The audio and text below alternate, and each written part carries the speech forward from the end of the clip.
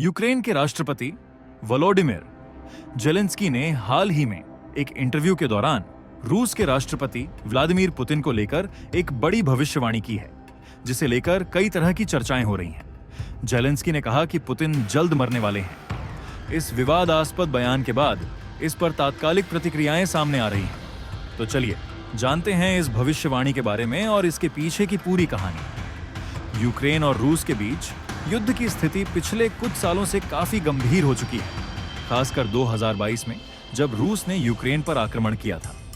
ये युद्ध न केवल यूरोप बल्कि पूरी दुनिया के लिए एक बड़ी चुनौती बन चुका है। यूक्रेन के राष्ट्रपति वोलोडिमिर जेलेंस्की ने अपनी सरकार और सेना के साथ मिलकर इस युद्ध का डटकर मुकाबला किया है और इसके परिणाम स्वरूप यूक्रेन के लोग, विश्व समुदाय और पश्चिमी देश रूस के खिलाफ खड़े हो गए हैं। अब इस युद्ध के बीच यूक्रेन के राष्ट्रपति जेलेंस्की का पुतिन के बारे में ऐसा बयान आना एक नई बहस का कारण बन गया है।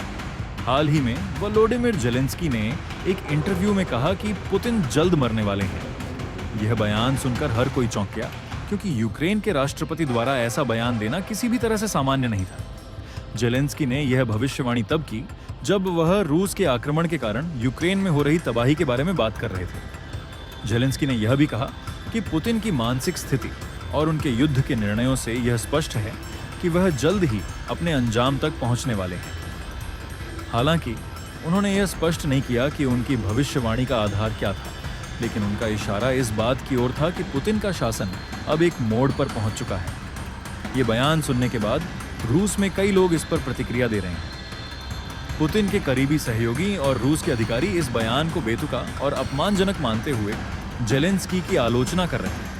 रूस के विदेश मंत्रालय ने कहा कि इस तरह के बयानों से यह साफ होता है कि जेलेंस्की और उनके सहयोगी अब तर्कहीन हो गए हैं और पुतिन के नेतृत्व के खिलाफ उनकी नफरत बढ़ती जा रही है।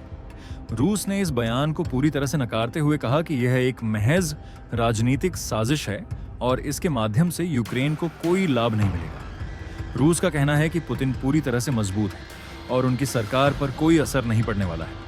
अब सवाल यह है कि जेलेंस्की ने ऐसा बयान क्यों दिया? क्या यह एक रणनीतिक कदम था या फिर यह उनका व्यक्तिगत दृष्टिकोण था? इस बयान के पीछे कुछ संभावित कारण हो सकते हैं। मनोवैज्ञानिक युद्ध। जेलेंस्की का यह बयान मानसिक दबाव बनाने की एक कोशिश हो सकती है।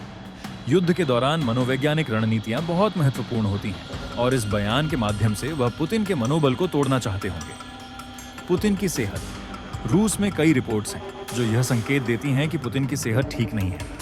कुछ रिपोर्ट्स में यह भी दावा किया गया है कि पुतिन को गंभीर स्वास्थ्य समस्याएं हो सकती हैं। हालांकि यह पुष्टि नहीं हुई है। जेलेंस्की का बयान इस संदर्भ में भी हो सकता है। रूस के भीतर असंतोष। जेलेंस्की का बयान रूस में बढ़ती असहमति और विरोध को लेकर हो सकता है। कई रिपोर्ट्स में यह बताया गया है कि रूस के अंदर पुतिन के नेतृत्व के खिलाफ असंतोष बढ़ रहा है और यूक्रेन यह संदेश देने की कोशिश कर सकता है कि पुतिन का शासन जल्द समाप्त हो सकता है। ये बयान सिर्फ रूस और यूक्रेन ही नहीं बल्कि पूरी दुनिया में चर्चा का विषय बन गया है। पश्चिमी देशों ने इस बयान को एक तरह से पुतिन के खिलाफ और यूक्रेन के संघर्ष के पक्ष में देखा। वहीं रूस और चीन जैसे देशों ने इसे नकारते हुए इसे एक भ्रामक और राजनीति से प्रेरित बयान बताया है।